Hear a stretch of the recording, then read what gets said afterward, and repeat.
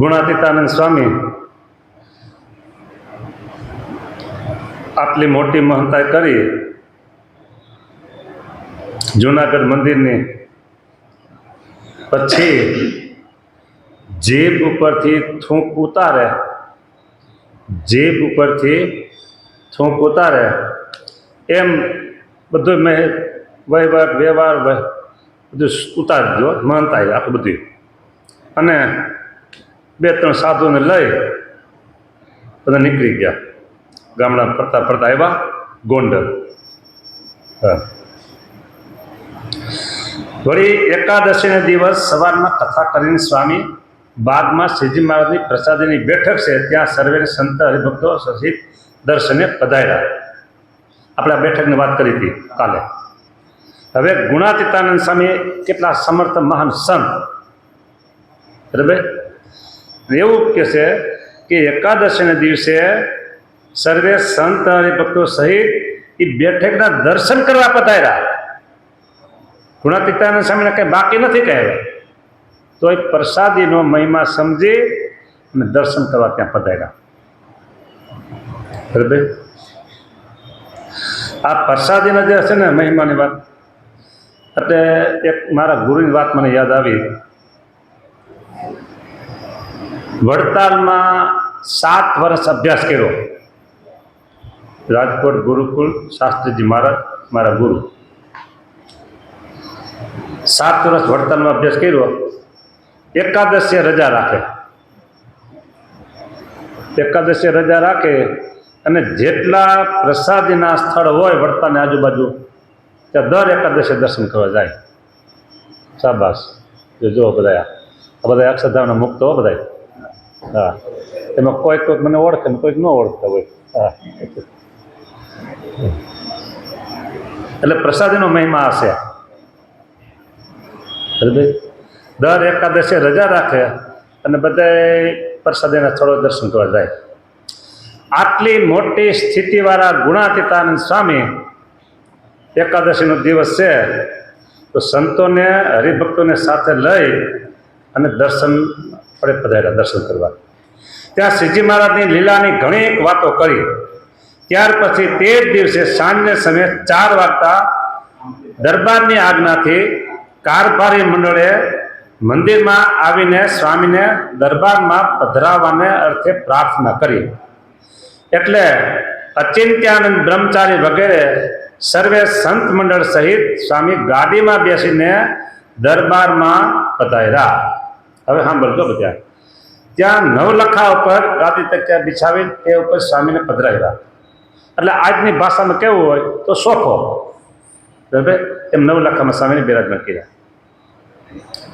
તેથી સોફા તો હતા નહીં, એટલે શું કેવું, દરબાર શ્રી સંગ્રામજીએ સ્વામીની કેસર ચંદનાદિકે કરીને પૂજા કરી ને પુષ્પના હાર પહેરાવી વસ્ત્ર ઓઢાડ્યા. તેમજ સર્વે સંત મંડળની પણ પૂજા કરી. કાલે કીધું હતું ને કે સંતોની પૂજા વસ્ત્રથી, પુષ્પથી અને ચંદનથી થાય. તો બસ પછી દરબારશ્રીએ સ્વામીશ્રીની આગળ શિખરબંધ મંદિર કરીને માહી મૂર્તિઓ પધરાવવા બાબતની વિનંતી કરી. ત્યારે સ્વામીએ તેમને વિનયનું વચન સાંભળીને કહ્યું કે અહીં મંદિર કરશું, એટલું કીધું, અહીં મંદિર કરશું એમ કહીને સહુને રાજી કર્યા. ત્યાર પછી દરબારે સ્વામીશ્રીને પૂછ્યું છે અમારો મોક્ષ જે રીતે થાય તેવો ઉપાય તમે કૃપા કરીને કહો. હા, દરબારે પૂછ્યું. પછી દરબારશ્રીએ પ્રશ્ન કેવો કર્યો એ આપણે આ બધા સંતો આવ્યા એમાં વાત વહી ગઈ, ફરીને તમને સંભળાવું. હા, દરબારશ્રીએ સ્વામીને પૂછ્યું કે અમારો મોક્ષ જે રીતે થાય તેવો ઉપાય તમે કૃપા કરીને એમને કહો. બોલો, અમારો મોક્ષ થાય ને, દરબાર સેવો મોટા માણસ કહેવાય લોક દ્રષ્ટિએ, તો એને મોક્ષની ગરજ જાગી, મોક્ષની ભૂખ જાગી. હા, ત્યારે સ્વામીએ મોક્ષ થવા સંબંધી બહુ વાતો કરી. તેમાં મોક્ષ થવાનો મનુષ્ય મુખ્ય ઉપાય તો સત્પુરુષને સમાગમે કરીને પ્રગટ પ્રમાણ ભગવાન શ્રી સ્વામિનારાયણનો મન કર્મ વચને આશરો કરવો એ જ મોક્ષ થવાનું પરમ કારણ છે.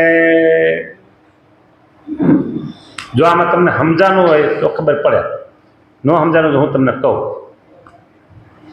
સત્પુરુષને સમાગમે કરીને સંત આવી ગયા, પછી શું આવ્યું? પ્રગટ પ્રમાણ ભગવાન શ્રી સ્વામિનારાયણનો મન કર્મ વચને આશરો કરવો, એટલે ભગવાન આવી ગયા ને સંત આવી ગયા. સંત એક કેવા છે? માર્ગદર્શક, ગાઈડ તરીકે. અને પહોંચવાનું ક્યાં છે? આપણે જ્યાં જવું હોય ત્યાં પહોંચવા. એટલે સમજો કે આપણે જવું છે અહીંથી આપણે શું કહે રાજકોટનું કહું કાંઈક બે મારે જુબેલી માર્કેટ જવું છે, કોઈ અજાણ્યા માણસ એને ખબર ન હોય, તમને પૂછે એટલે તમે બતાવો. એમાં અમને ખબર નહીં પડી, મૂકી જાવ ને તો ચાલો હું સાયકલ લઈને આગળ, તમે પાછળ તમારી ગાડી લઈ લો. એટલે તમે એને જુબેલી માર્કેટ બતાવવા જાઓ, એ તમે ગાઈડ, બરાબર. તમારે એને પહોંચાડવા ક્યાં હતા? માર્કેટે. એમ સત્પુરુષ છે ને એનો સમાગમ કરવાનો અને પહોંચવાનું ક્યાં? ભગવાન પાસે. એટલે ભગવાનનો મન કર્મ વચને આશરો કરવો, ખાલી મનથી નહીં, કર્મથી નહીં, વચનથી નહીં, ત્રણેય ભેગા જોઈએ. એ જ મોક્ષ થવાનું કારણ એમનું કહ્યું, પરમ કારણ છે. જો એમ કહ્યું. પછી સ્વામીની વાત સાંભળી દરબાર ઘણા રાજી થયા. હો, હા, સ્વામી આ તો તમે બહુ મનમાં વાતો કરી દીધી, કે મુદ્દો કરી દીધો ને. પછી સ્વામીને વચને પ્રગટ ભગવાનનો આશરો કરી દરબારે સ્વામી પાસે પોતાનો મોક્ષ થવાનો વર પણ માગી લીધો. વર આપો, વરદાન આપો, હાલો કહેવાય. હા, આશરો તો મેં કર્યો છે. હા. ત્યારે સ્વામીએ રાજી થઈને તેને વર આપ્યો. લ્યો, સ્વામી મંદિરમાં પધાર્યા. પછી વળી દ્વાદશીને દિવસે, બારસના દિવસે સ્વામીને દરબારમાં પધરાવવા સારું દરબાર શ્રી અભયસિંહજીએ સ્વામીની પ્રાર્થના કરી. એટલે સ્વામી તેના દરબારમાં સાંજને વખતે સંત મંડળે સહિત પધાર્યા. ત્યાં દરબારે પોતાના ઓરડાની ઓસરીમાં ગાદી તકિયા બિછાવી સ્વામીને તે ઉપર પધરાવ્યા અને કેસર ચંદ્રાદિકે કરી દરબાર શ્રી અભયસિંહજી તથા તેમના ચિરંજીવી દરબાર શ્રી ભગવતસિંહજીએ સ્વામીની પૂજા કરી. બરાબર. હાર પહેરાવ્યા, આરતી ઉતારી. આરતી એટલે ભગવાનની આરતી, સ્વામીની નહીં. ને હાથ જોડીને વિનયપૂર્વક સ્વામીની ઘણી સ્તુતિ કરી. પછી સ્વામીને વસ્ત્ર ઓઢાડ્યા. હવે વસ્ત્ર ઓઢાડો સંત વાલને, એવું છે. ત્યાર પછી સર્વ સંત મંડળની પણ પૂજા કરી હાર પહેરાવ્યા ને વસ્ત્ર ઓઢાડ્યા. ત્યાં સંધ્યા વખત થઈ એટલે ગોડી અને ફરીને આરતી સ્તુતિ કરી સ્વામી વગેરે સર્વને સંત પોતાને આસને બેઠા. પછી સંત પાસે સ્વામીએ કીર્તન ગવરાવ્યા. ત્યાર પછી દરબારશ્રીએ સ્વામીને પ્રાર્થના કરી. કહ્યું છે, તમને રાજી કરવા સારું શ્રી જુનાગઢના મંદિરમાં ઠાકોરજીને નિત્ય જમાડવા માટે સાકરનો થાળ કરવા મારો વિચાર છે. તેનો લેખ કર્યો છે, તે આપને કાલે આપીશ, આજ નહીં. ત્યારે સ્વામી કહે, કાલે કોણે દીઠી છે? કાલ કોને ભાડ્યું છે? આજ કાલનો નિર્ધાર નથી, અત્યારે જ લાવો. કાલ કોને ખબર છે? કે આમ કેમ બોલ્યા? સ્વામીને જાવું તું, હવે તો કલાકની ગણતરી છે અને સ્વામીને જવું છે સીધું સ્વતંત્ર થતા. હા, આપણે તો રાહ જોઈ કે હવે આમ પાણી મૂકી દીધા છે, હવે 10 કાલે છે, આજ જાય કે કાલ જાય, નક્કી ન થાય. અને 10 કલાક અઠવાડિયું હોતી કાઢી નાખે. હા, અને કાંઈ નક્કી ન થાય. જો આ પીપળો, કાંઈ પવન નહોતો, બોલો, કશું કાંઈ નહોતું. ધીમે ધીમે ધીમે ધીમે સુઈ ગયા. પીપળામાં એલર્જી બહુ હોય, ઉર્જા. મંદિરોમાં પીપળા હોય, બહુ સારું કહેવાય. હવે બીજો આવશે. હરિભક્તો બધા પ્રદક્ષિણા કરતા હતા.